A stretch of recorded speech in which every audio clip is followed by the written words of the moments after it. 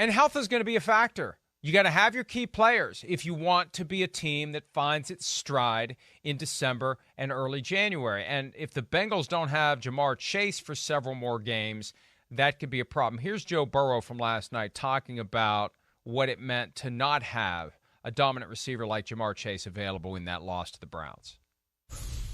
Yeah, anytime that guy goes down, it's going to be, it's going to have an effect. But, we're a better offense than we put out there tonight, even without him. And so there's no excuses for that.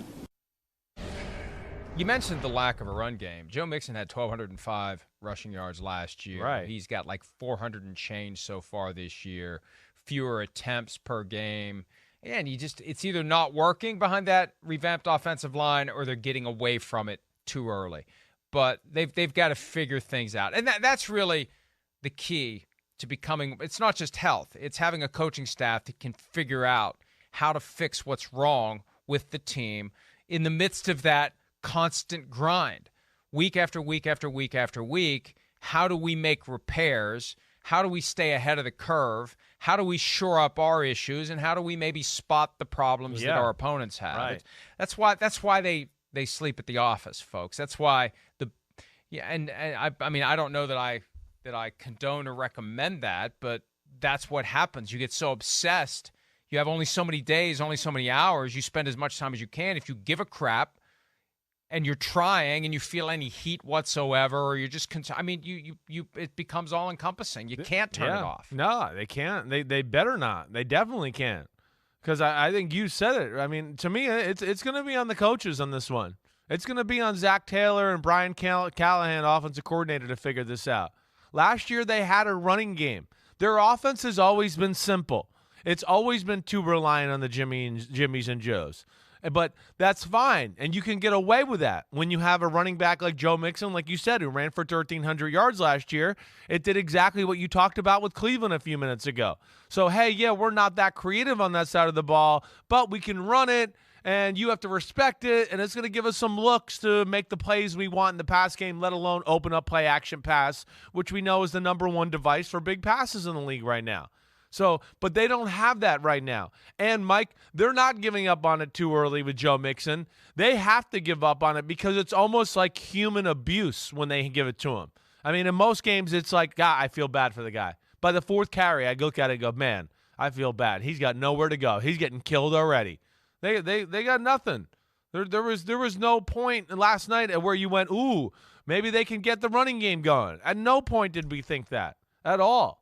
So that's where it's going to be on the coaching to sleep in the office and come up with some other ways to beat teams and play a different style and do some things on the offensive side of the ball that make you think, rather than Joe Burrow drop back real quick and wait, is somebody open real quick? Oh, no, they're not. I got to throw it here. That's not going to get it done for the Bengals and what they want to be ultimately. Doesn't it make you wonder what the hell they did the whole offseason? They were too taking comfortable. This operation to the next level. Yeah, right. No, they were too comfortable, which is a common thing. I mean, teams just go, well, we're going to do what we do. We got the talent. That's great. And then, they overestimated where their offensive line would be. And so they just went, okay, our formula was tried and true last year. It got us to the Super Bowl. And, but you're right. That's to your point. Teams that take that approach, it never works out the right way. The really good teams always tweak. I mean, like the Chiefs. Hey, we're in the AFC Championship game. We got to change some things. We got to play a little differently. Oh, look, they got a little run game. They've added more screens and some other creative RPOs to their offense that, okay, whoa, there's a few things to change here. A little bit more of the short passing game to compound people who take away the big plays. So they didn't rest on their laurels. Neither did the Buffalo Bills. And I think you're saying it right. They kind of just went, well, we did what we did last year. We'll do it again this year. And that never works out. And what they're also doing is the thing you complained about with the Dallas Cowboys. Because when Dak Prescott's the quarterback, you just throw him the keys and say, you figure it out, Dak. We've got Dak. We got a franchise guy. Then Dak goes down. Oh, we actually have to put in work as an offensive coaching staff and come up with creative ways to move the ball, and it forces them to work harder. Remember that comment from Mike McCarthy, we need to work smarter? Right. No, we need to work harder because we're not working because we're trusting Dak Prescott too much to go out there and save our asses. And that may be what they did. Not that they sat down and had a meeting where they said, let's see, what's our plan for the offseason? We're not going to change anything because we have Joe Burrow and Jamar Chase. It's just something that kind of happens. Nobody takes the lead. Nobody feels compelled to say, hey, you know what? We weren't exactly dominant last year. We're not, a high-flying, greatest show on turf type of an offense. Like, if we want to get over this hump, we can't just roll the dice and expect them to land on 7 again. We got to bust our asses to make it happen and to take it beyond what we did. And I when I hear your breakdown of what the Bengals are doing offensively, I say this is a team that did not put in the time in the offseason to truly commit to a plan for doing more this year than they did last year. And as a result, what's going to happen? They're not going to match what they did last year. They may not even get to the postseason. Well, that's what's scary. Mike, let's sit here and play that game.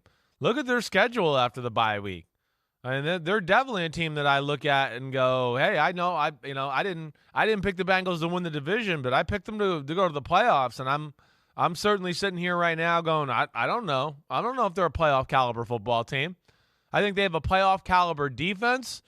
I think they got some stars on offense that are mixed in with some guys that are, below average offensive linemen, and then a scheme that doesn't help them out. And then you go, okay, hey, they got the Steelers. Great.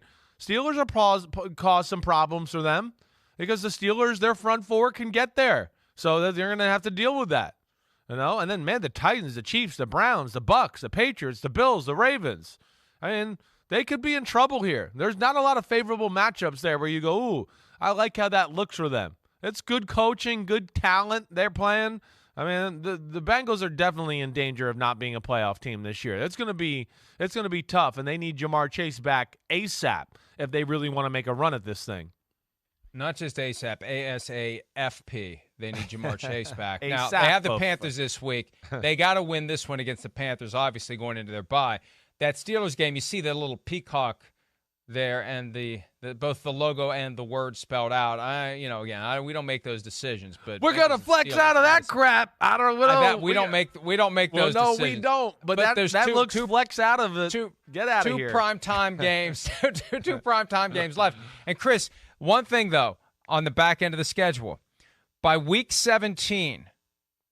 Which will be the last Monday night game of the year because everybody plays that Sunday. Although, didn't they break out the Saturday? Yeah, they're breaking out Saturday games week 18, but there's no Monday night game week 18.